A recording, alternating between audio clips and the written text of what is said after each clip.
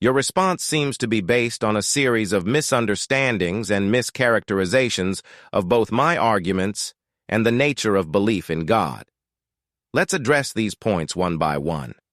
First, your assertion that my inability to understand nuanced debate and logical arguments is a flaw in my understanding, not atheism, is an ad hominem attack. It's essential to address the argument, not the person making it. The assumption of God's existence in a debate does not imply belief, but is a method to explore the logical consistency of a theistic worldview. This approach is a standard philosophical technique known as reductio ad absurdum, where one assumes a position for the sake of argument to show its implications.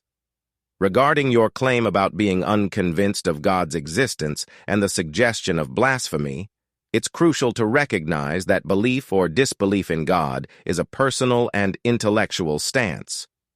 However, the demand for atheists to prove their disbelief while simultaneously claiming they don't need to prove it to me seems contradictory.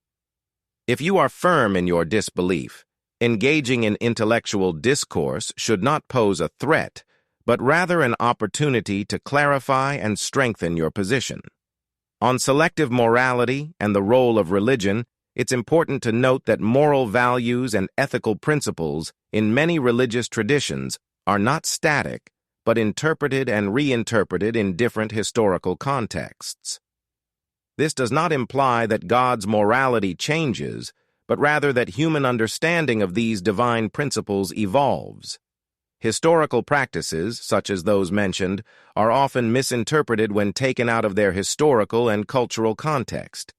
Many of these practices were never prescriptive moral commands, but rather descriptions of the reality of those times.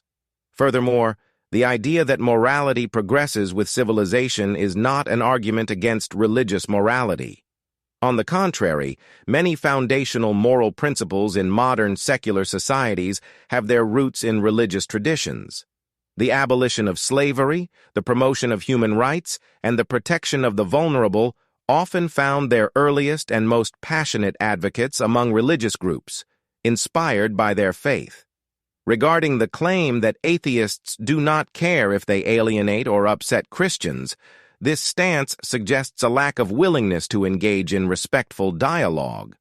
If the goal is to promote understanding and coexistence, dismissing and alienating those with different beliefs is counterproductive.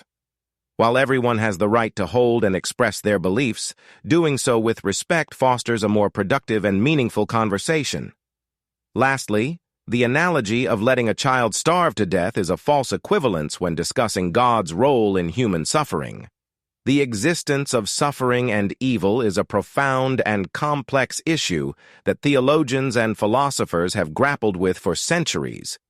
Simply attributing it to divine negligence oversimplifies the problem of evil and ignores the broader theological context that includes human free will, the nature of sin, and the possibility of a greater purpose beyond our immediate understanding.